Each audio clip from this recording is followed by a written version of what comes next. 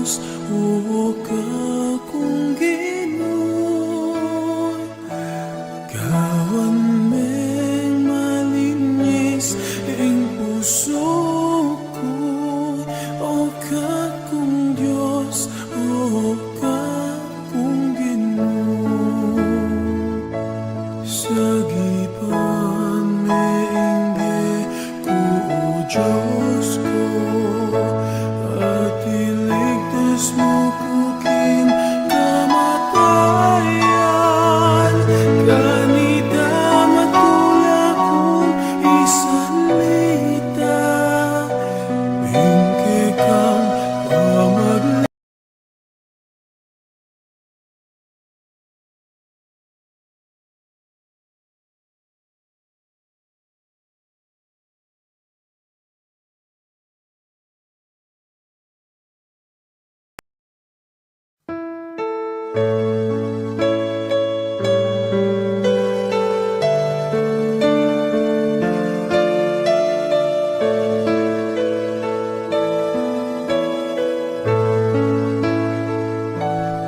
Kawan meng malinis ing puso ko, o kakong Diyos, o kakong Ginoo.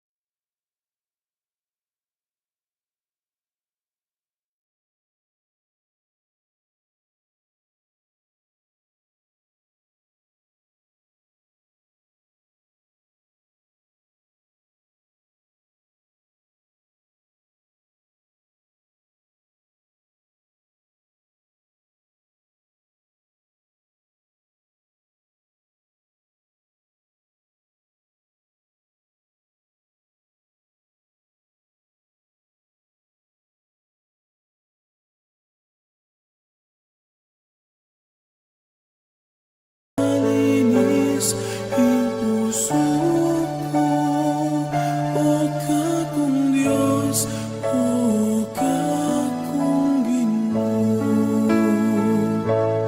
o Diyos ko malunos kakanako, uli ningalang kupas alugod mo.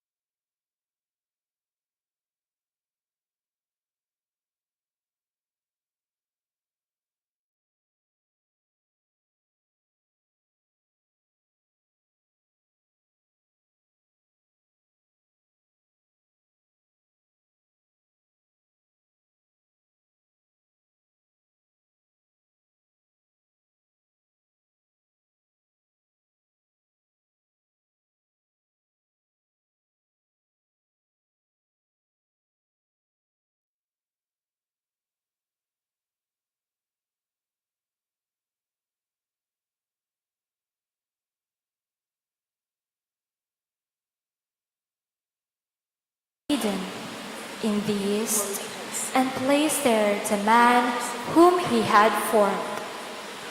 Out of the ground the Lord God made various trees grow that were delightful to look at and good for food, with the tree of life in the middle of the garden, and the tree of the knowledge of good and evil.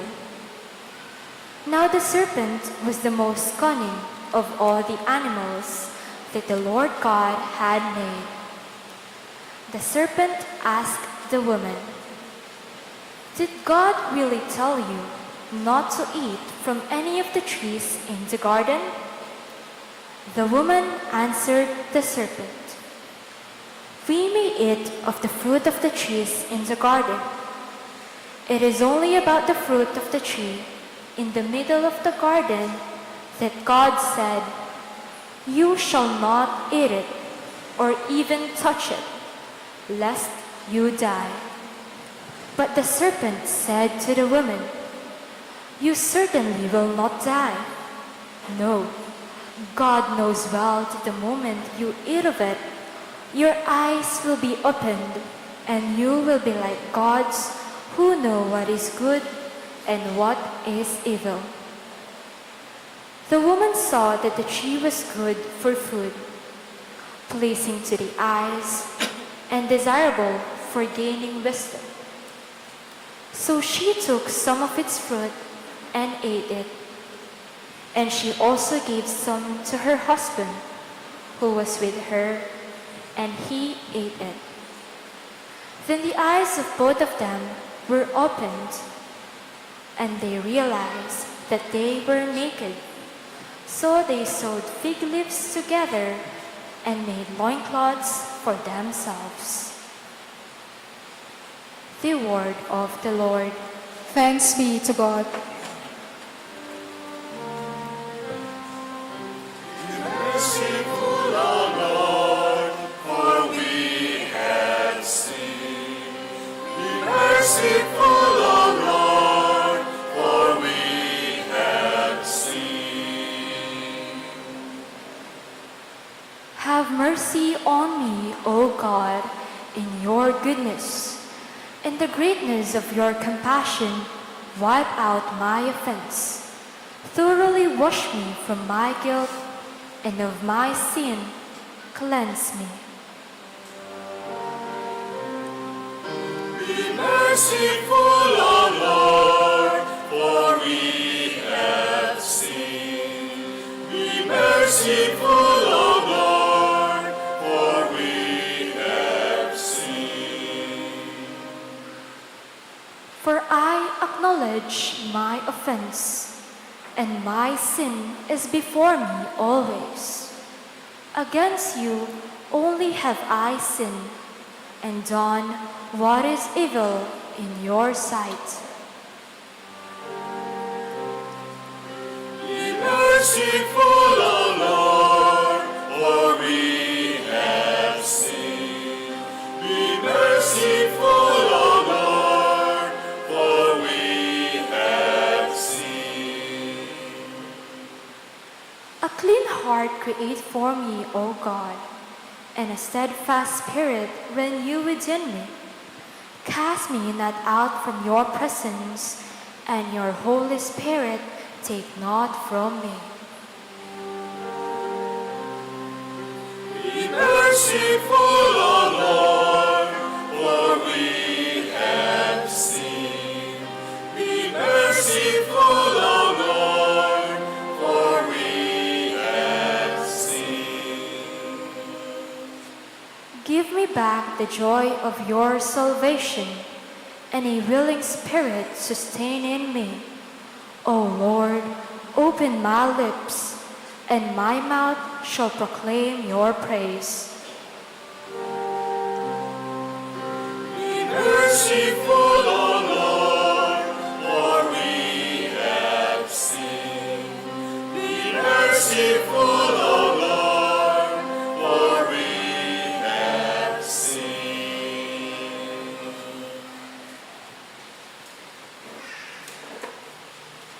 A reading from the letter of St. Paul to the Romans. Brothers and sisters, through one man's sin entered the world, and through sin, death, and thus death come to all men, inasmuch as all sin, for up to the time of the law, sin was in the world. Through sin is not accounted when there is no law.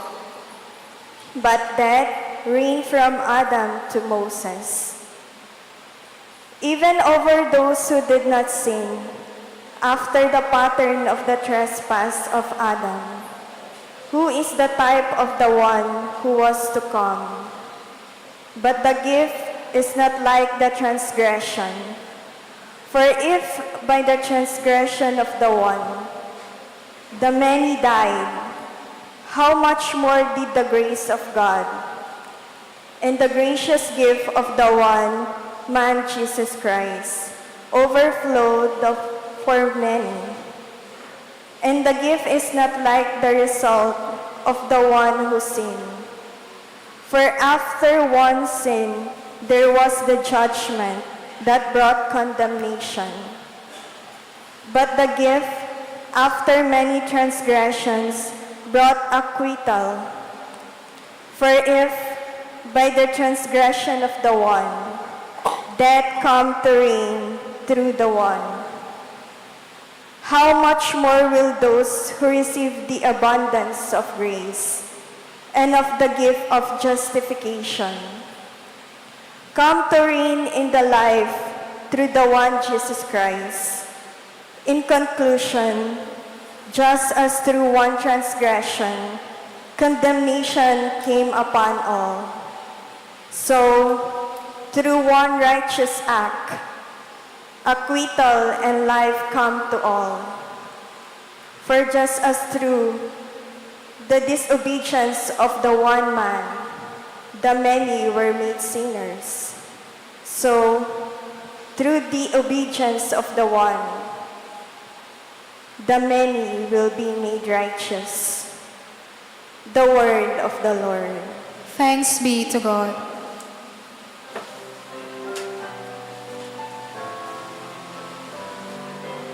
Glory and praise to you.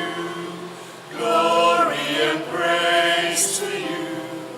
Glory and praise to you, O Lord Jesus Christ. Glory and praise to you. Glory and praise to you. Glory and praise to you, O Lord Jesus Christ. O Lord Jesus Christ. One does not live on bread alone, but on every word that comes forth from the mouth of God. Glory and praise to you. Glory and praise to you. Glory and praise to you, O Lord Jesus Christ. O Lord Jesus Christ. The Lord be with you. And with your spirit, A reading from the Holy Gospel according to St. Matthew. glory to you, O Lord.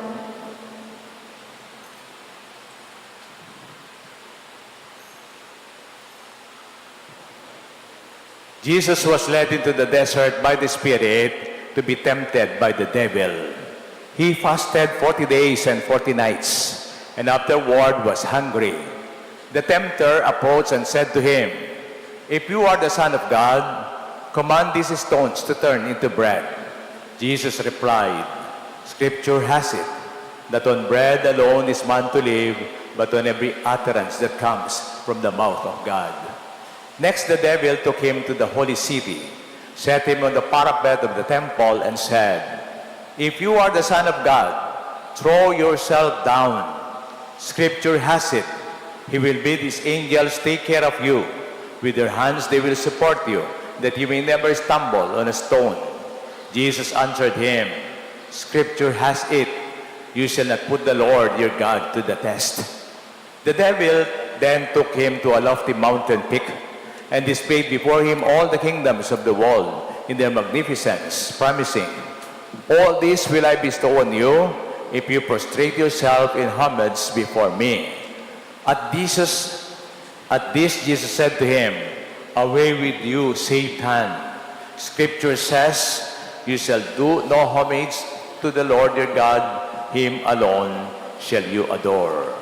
And that the devil left him, and angels came and waited on him. My dear brothers and sisters, the gospel of the Lord. Praise to you, Lord Jesus Christ. Last Wednesday, we celebrated Ash Wednesday as the start of this Lenten season. Sino po bang nagsimba ng Miyerkules de Ceniza? Napakarami natin, ano po, no? Salamat, ano po. Ash Wednesday, nagsisimula yan. February 18, at magtatapos ang Lenten season in the Paschal Triduum of April 2, 2026. Those are 40 days, exactly, kung bibilangan ninyo. Actually, yung Easter Sunday, 43. But in our liturgy, we have this Paschal Triduum starting Holy Thursday. Kaya, Quaresma means 40 days. Literally, ano po? 40 days, 40 araw. In the scriptures, there are a lot of writings there about 40 days.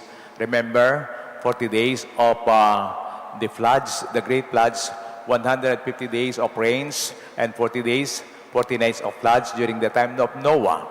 And remember, as I've told you last Wednesday, the prophets are entering desert for 40 days. They are fasting. This is an acid test that they will become real prophet, not false prophets. Just like Elijah, Elisha, even Moses, and even Jesus Christ. In our gospel, for 40 days and 40 nights, he fasted. This is the test for Jesus to become the Son of Man, a prophet after Moses.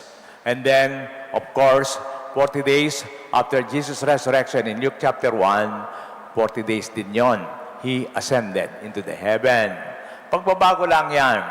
Parang halimbawa, yung manok na ipisa ng inahing manok, noon 40 days. Pero ngayon, 27, 30 lang. Wala namang 40 days. Ano. Pero parang ganon. Nagtanim ka ng palay, for 40 days, nandyan ang bunga niyan. Ibig lang sabihin, ganap na pagbabago. At nabanggit ko rin, nung nakarang Miyerkules de Ceniza, we are starting with the ash, the symbol of ashes. We are imposed with these ashes. During the pre-Vatican times, the formula is Genesis 3 verse 19, Remember, man, you came from dust, and from dust you shall return. Ngayon, napalitan na po yan by the Spirit of Vatican II. Mark 1 verse 15, Repent and believe the good news. Turn away from sins and believe the good news. Sabi niya, no? Kasi, pag sinabi natin, from dust you came, and to dust you shall return, nakakatakot yon. Parang wala tayong pag-asa. Parang wala rin pagbabago. Ako, pag may patay, lagi kong sinasabing, siya'y galing sa Diyos, uuwi na rin siya sa Diyos. Tayong lahat ay galing sa Diyos, uuwi din tayo sa Diyos.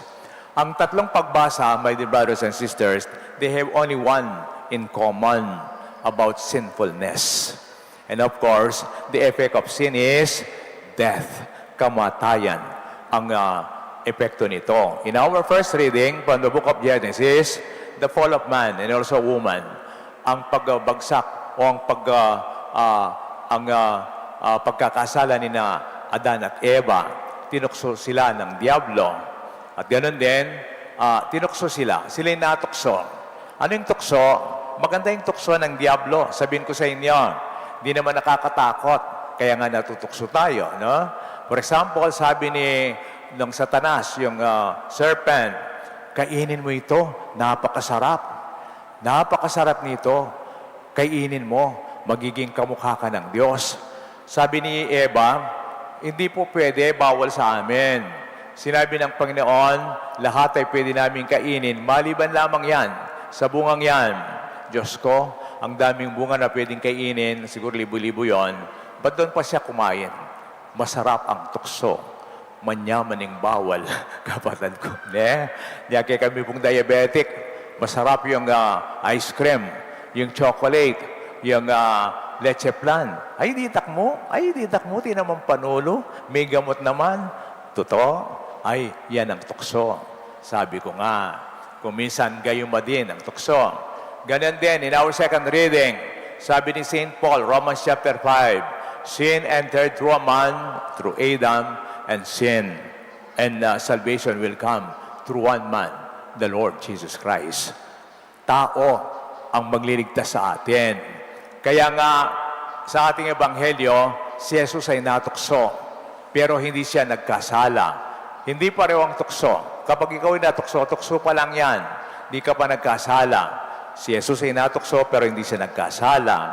Dito niya ipapakita ang kanyang kadakilaan at dito tayo ililigtas sa pamagitan ng pagpapakita sa atin kung ano ang buhay. During Lent, we practice being with Jesus in His passion, death, and resurrection. We call that as Paschal Mystery o Misteryo Pascual. Tayo ay sumasama sa makahalugang buhay ni Jesus sa kanyang pagpapakasakit, kanyang pagkamatay, at muling pagkabuhay. Kaya nga sabi ko, from Genesis 3 verse 19, parang walang pag-asa, tayo mamamatay lamang sa alabok. Hindi. There is life after death. Kapag tayo nagreforma, turn away from sins and believe the good news. Believe the gospel. When we believe the gospel and also Jesus Christ, everlasting life will come upon us. Especially, cycle 8 tayo ngayon. In the 5th Sunday of Lent, we'll be hearing John chapter 11, the raising of Lazarus. In John chapter 11, verse 25, Jesus said, I am the resurrection and the life. Anyone who believes in me may not die, but may have an eternal life. Ito ang ating pagsunod. Sa pagsunod natin kay Kristo ngayong Kwaresma, buhay na walang hanggan ang nakataya at naghihintay para sa atin. Last Wednesday, nabanggit ko nga, we have disciplines of Lent, in order to overcome temptation and sinfulness. Tatlo yung ating panangga sa tukso: fasting, prayer, and almsgiving. Yung ating fasting, iniiwasan. Actually, yung spiritual death, yung iniwasan natin. Di po ba? Ngayong Lent, para tayo makapagbago. Pag sinabi pong kamatayan, hindi lang physical na kamatayan, kundi spiritual na kamatayan.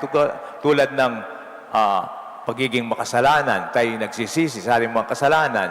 Pagiging makasarili, pagiging nasa dilim ng ating buhay, yan ang iniiwasan natin.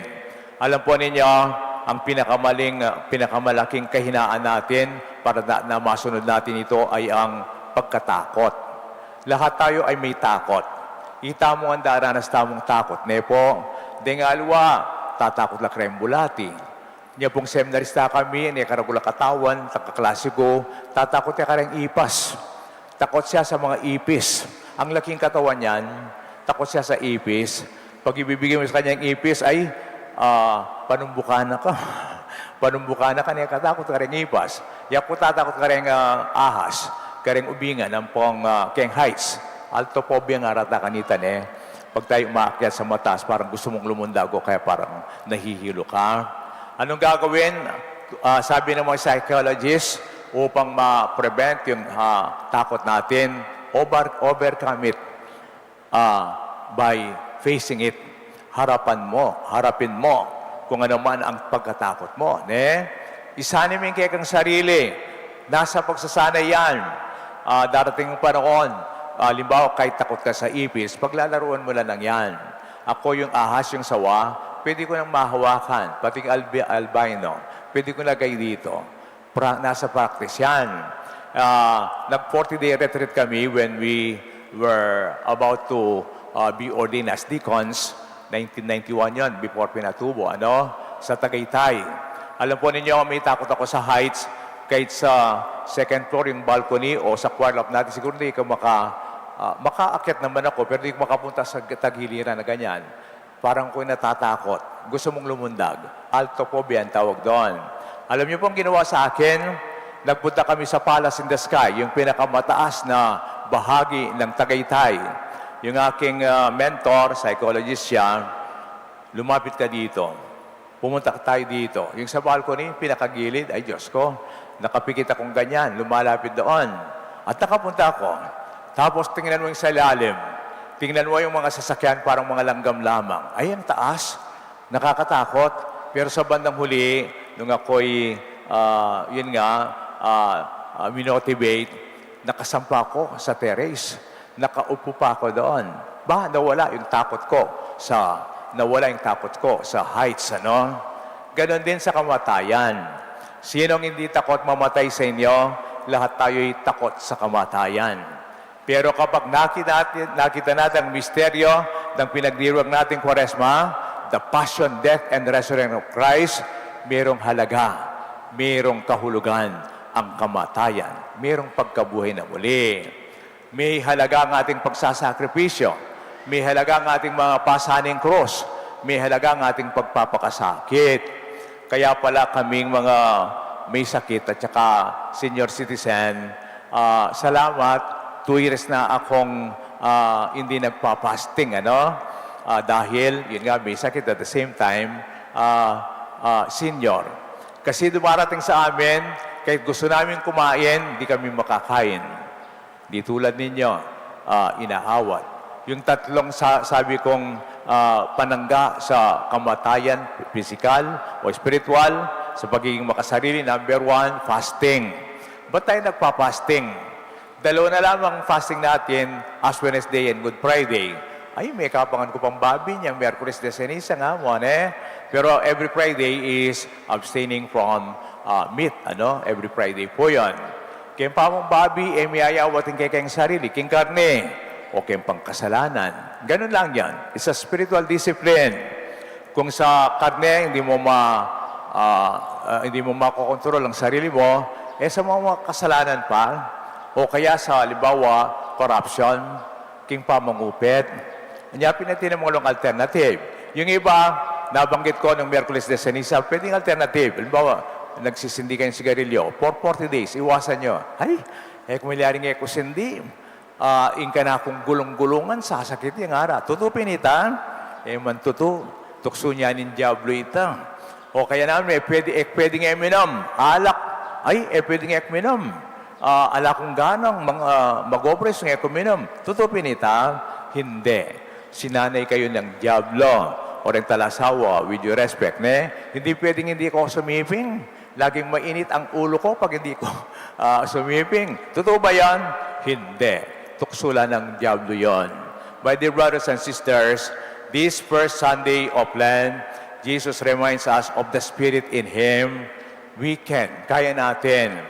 Ang pagpapakatao ay nasa sa atin, pag-iwas sa ating pagpapakahayop. Kung hindi tayo nagpapakatao, tayo nagpapakahayop. Yung hayop, halimbawa, nandyan yung pagkain, kahit ng maraming tao, kakainin yan. Bilang tao, hindi natin gagawin yan, nakakahiya yun, ang magdumi, o kaya yung walang disiplina. Ganon din, ang pagpapakatao ni Jesus ay ang kanyang pagiging Kristiyano. Tayo, ang ating pagkakakristyano ay ang pagsunod sa pagkatao ni Jesus. Alam po ninyo, finally, sinong nagsabi nito? Great theologian, German theologian, Edward Schillebeeckx. The holiness of Jesus depends on the perfection of His humanity. The divinity of Jesus is on His perfection of His humanity. Hindi siya nagkasala, kaya siya'y Diyos. Yan din ang pagtawag natin para tayo magkaroon ng buhay na walang hanggan sa pamagitan ng pagsunod kay Kristo, kaya natin at sa Kanyang Espiritu, makakayanan natin pag-iwas sa tukso, pag-iwas sa kasalanan. Come April 2, Easter Sunday, Paschal Triduum, April 5, tayong lahat ay may panibagong buhay sa pagsunod kay Kristo. Pagpapakasakit man yan, kamatayan man yan, pero may buhay na walang hanggan na naghihintay para sa ating lahat. May God bless us all. Amen. We now stand and profess our faith. I believe in God, the Father Almighty, creator of heaven and earth, and in Jesus Christ, his only Son, our Lord, who was conceived by the Holy Spirit, born of the Virgin Mary, suffered under Pontius Pilate, was crucified, died, and was buried. He descended into hell. On the third day he rose again from the dead. He ascended into heaven and is seated at the right hand of God, the Father Almighty. From there he will come again to judge the living and the dead. I believe in the Holy Spirit, the Holy Catholic Church, the communion of saints, the forgiveness of sins, the resurrection of the body, and life everlasting. Amen. Brothers and sisters, today we are reminded that we do not live on bread alone. Therefore, let us ask God the grace to live on His word as we say, "Faithful God, sustain us by your word." Faithful God, sustain us by your word. Make us your church, faithful proclaimers and doers of the word, so that by our witnessing, we may also attract others toward a life of love and service. We pray. Faithful God, sustain us by your word. Help all those who govern to be faithful to your word in their service of our country, instead of seeking power, fame, and glory. We pray. Faithful God, sustain us by your word. May we bow down to you alone and reject Satan and his empty promises. We pray. Faithful God, sustain us by your word. Move our hearts toward repentance and reconciliation with those who have hurt us or those whom we have hurt. We pray. Faithful God, sustain us by your word. Protect those who travel today, comfort the dying, and give eternal rest to those passed on to the other life. We pray. Faithful God, sustain us by your word. Let us pray for the urgent concerns of our community and for our personal intentions. We pray. Faithful God, sustain us by your word. Lord God, in this season of grace, help us to overcome temptation through discipline of our bodies and recourse to you in prayer. May the Eucharist we celebrate sustain us as imperishable bread in our journey toward your kingdom. We ask this through Christ our Lord. Amen.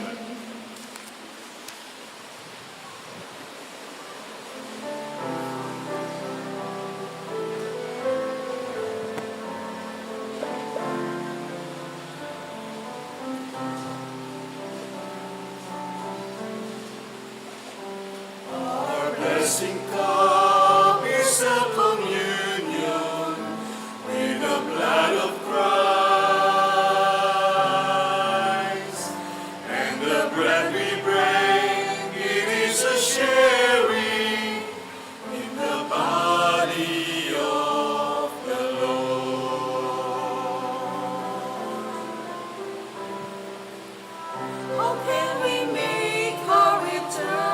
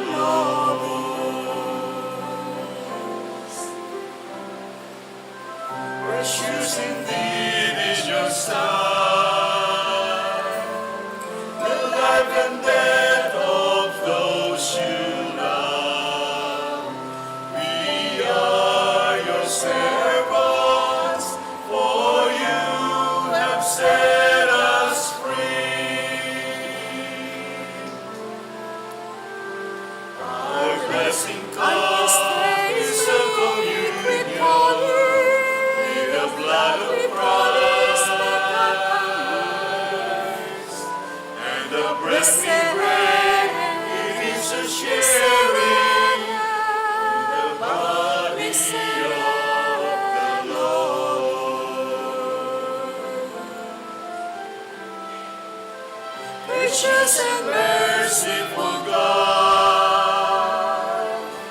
we give you thanks and bless your name. We go, your people, praise and glory to your name. Pray, brethren, that our sacrifice may be acceptable to God, the Almighty Father. May the Lord accept the sacrifice at your hands for the praise and glory of his name, for our good and the good of all his holy church. Let us pray. Give us the right dispositions, O Lord, we pray, to make these offerings, for with them we celebrate the beginning of this venerable and sacred time through Christ our Lord. Amen. The Lord be with you. And with your spirit, Lift up your hearts. we lift them up to the Lord. Let us give thanks to the Lord our God. It is right and just. It is truly right and just, our duty and our salvation, always and everywhere to give you thanks, Lord, Holy Father, Almighty and eternal God, through Christ our Lord. By abstaining 40 days from earthly food, He consecrated through His fast the pattern of our Lenten observance, and by overturning all the snares of ancient serpent, taught us to cast out the leaven of malice, so that celebrating worthily the Paschal mystery, we may pass over at last to the eternal Paschal feast, and so the company of angels and saints, as we sing the hymn of your praise, as without end we acclaim.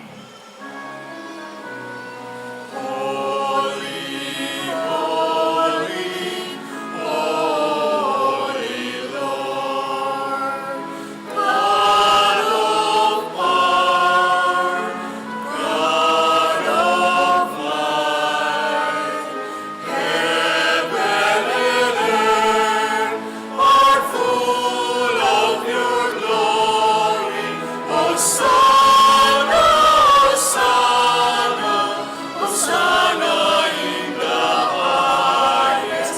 Hosanna, Hosanna, Hosanna in the highest. Blessed, blessed, blessed is he who comes in the name of the Lord. Hosanna, Hosanna, Hosanna in the highest. Hosanna, Hosanna, Hosanna in the highest. You are indeed, Holy Lord, and all you have created rightly gives you praise. For through your Son, Jesus Christ, by the power and working of the Holy Spirit, you give life to all things and make them holy, and you are ceased to gather a people to yourself, so that from the rising of the sun to its setting, a pure sacrifice may be offered into your name.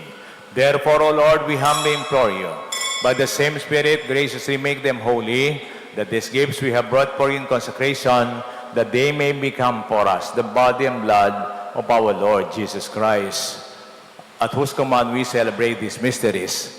For on the night he was betrayed, he himself took bread, and giving you thanks, he said the blessing, broke the bread and gave it to his disciples, saying, "Take this, all of you, and eat of it.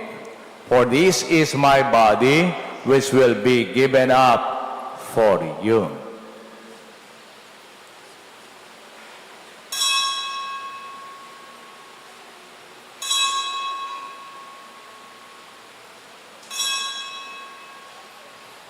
When supper was ended, he took the chalice. Again, he gave you thanks and praise. Gave the chalice to his disciples, saying, "Take this, all of you, and drink from it. For this is the chalice of my blood, the blood of the everlasting covenant. It will be poured out for you and for the many, for the forgiveness of sins.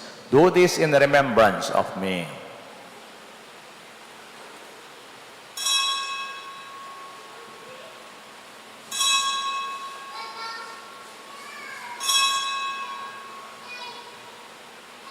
The mystery of faith.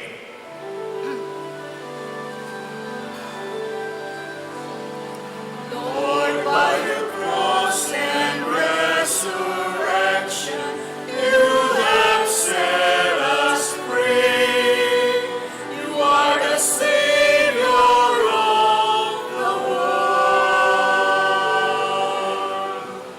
Therefore, O Lord, as we celebrate the memorial of the passion of Christ, his wondrous resurrection and ascension to heaven, and as we look forward to his second coming, we offer you in thanksgiving this holy and living sacrifice. May he make us an offering to you, so that we may obtain an inheritance with your elect, especially the most blessed Virgin Mary, the Mother of God, with Saint Joseph, her spouse, apostles, and martyrs, on whose constant intercession we rely for help. May this sacrifice of our reconciliation, we pray, O Lord, advance the peace and salvation of all the world. Be pleased to confirm in faith and charity your pilgrim church on earth, with your servant Leo XIV, our Pope, Florentino, our Bishop, and all the clergy. We also pray for the family of Didi Soto in their Thanksgiving offerings, Eddie and Mary Biaje, for their safe travel and Thanksgiving wedding anniversary, and for Renzi Mar and Mary Grace and their family. Listen graciously to these prayers, whom you have summoned before you. In your compassion, merciful Father, gather to yourself all your children scattered throughout the world. To our beloved brothers and sisters, and to all who are pleasing to you, at their passing from this life, give kind admittance to your kingdom. There we hope to enjoy forever the fullness of your glory, through Christ our Lord, through whom you bestow on the world all that is good. Through him, with him, and in him, in the unity of the Holy Spirit, all glory and honor is yours, Almighty Father, forever and ever.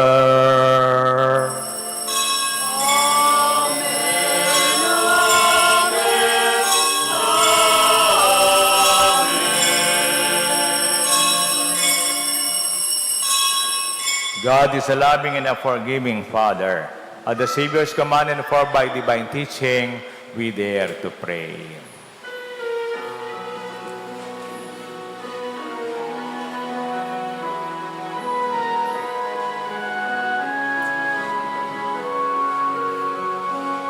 Our Father, who art in heaven,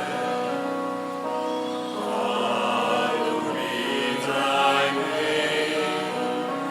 Thy kingdom come, thy will be done, on earth as it is in heaven. Give us this day our daily bread, and forgive us our trespasses, as we forgive those who trespass against us.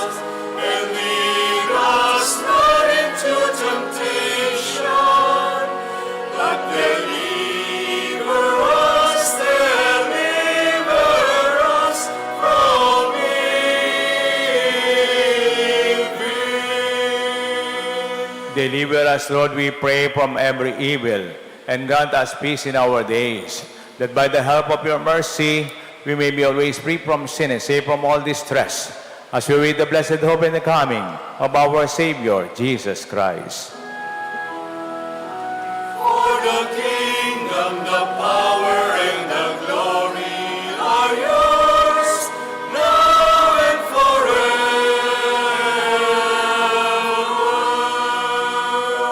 Lord Jesus Christ, who said to your apostles, "Peace I leave you, my peace I give you," look not on our sins, but on the faith of your church, and grant us the peace and unity of your kingdom, where you live and reign forever and ever. Amen. The peace of the Lord be always with you. And with your spirit. Let us now offer each other the sign of peace. Peace.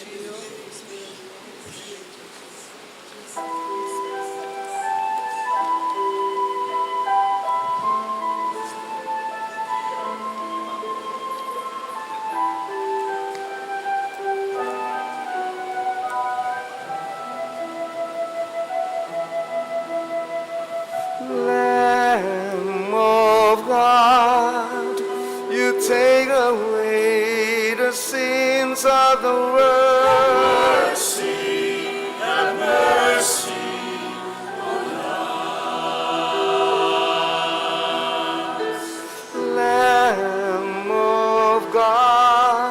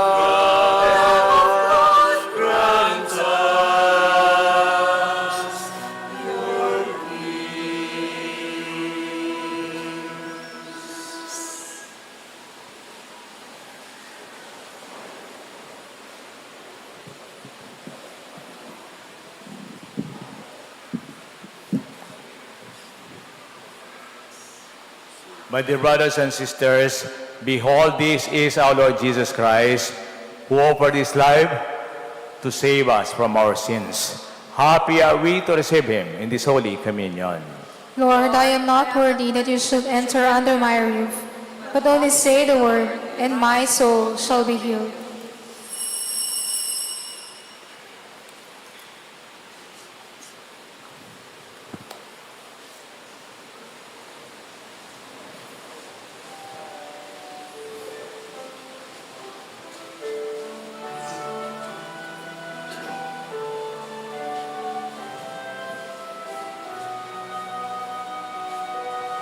Save your people, O Lord.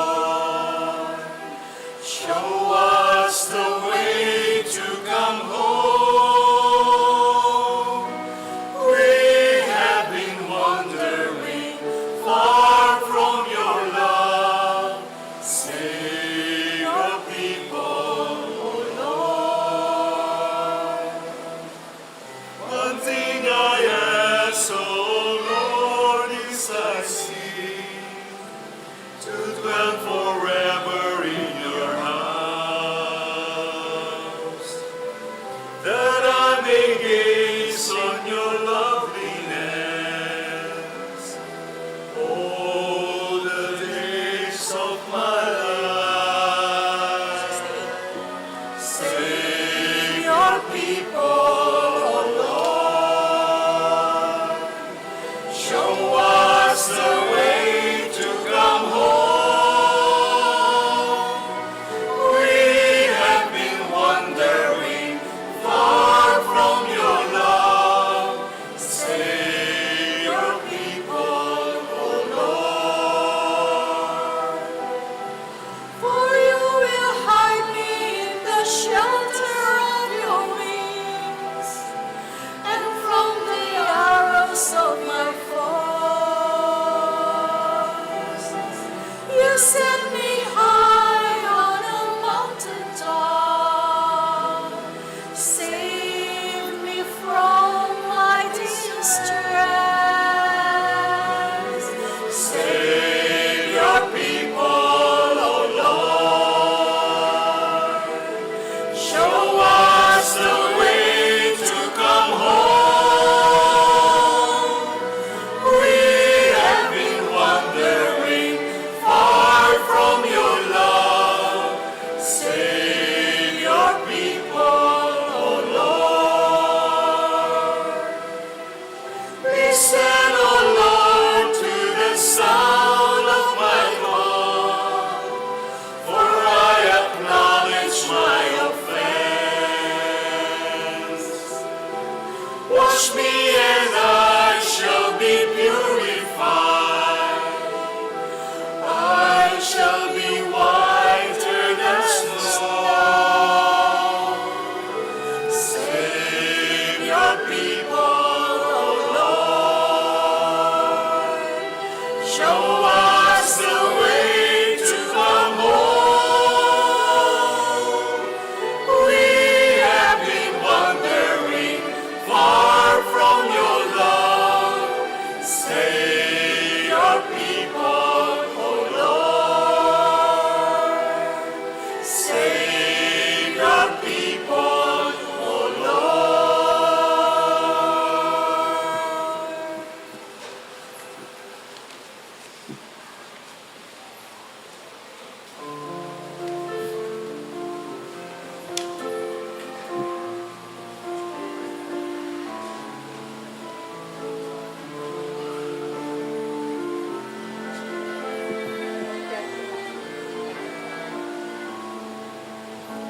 How long, O Lord, will you hide your face? How long will the heavens be silent? How long, O Lord, must we call out your name? Till you hear us and reach out your hand.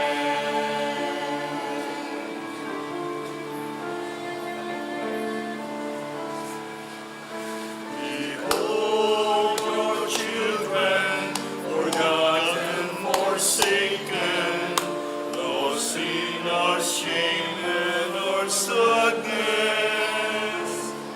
Our hearts are burdened, our spirits are broken. Where is the love that you promised?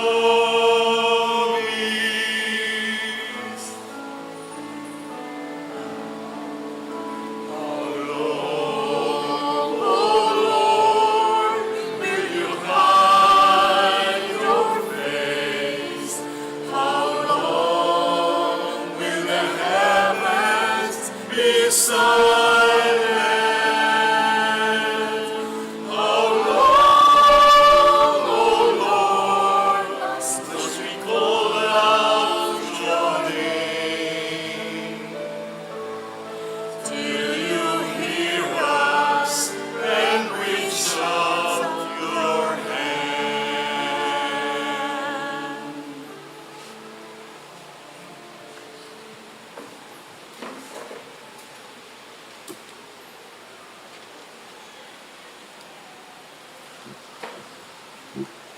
Please stand for the concluding prayer.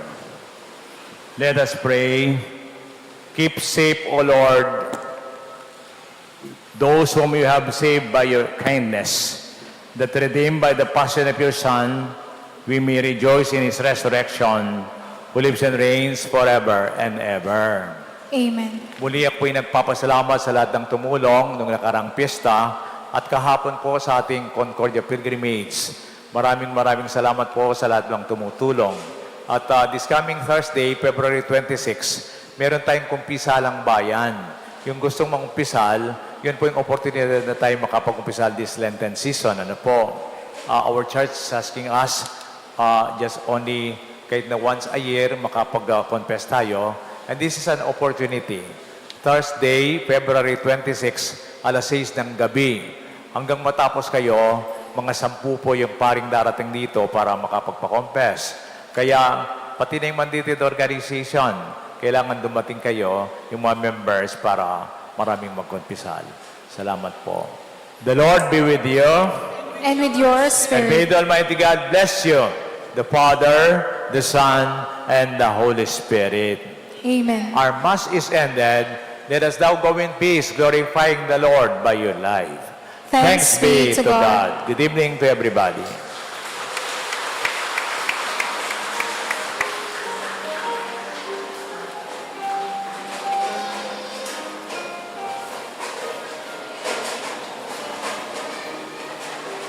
Change our hearts this time. Your word says it can be. Change our minds this time. Your life will make us free. We are the people you're called, set apart. Lord, this time. Change our hearts. Brought by your hand to the edge of our dreams. One foot in paradise, one in the waste. Thrown by your promises, still we are lured by the shadows and the chains we leave behind. Chains our hearts this time. Chains our Lord says it can be. Chains our minds this time. Your life will make us free. We are the people you're called, set apart. Lord, this time. This time change Chains our hearts. Now as we watch, you stretch out your hands, offering abundances, fullness of joy. Your milk and honey seem distant, unreal, when we have bread and water in our hand. Chains our hearts this time. Chains our Lord says it can be. Chains our minds this time. Your life will make us free. We are the people you're called, set apart. Lord, this time. This time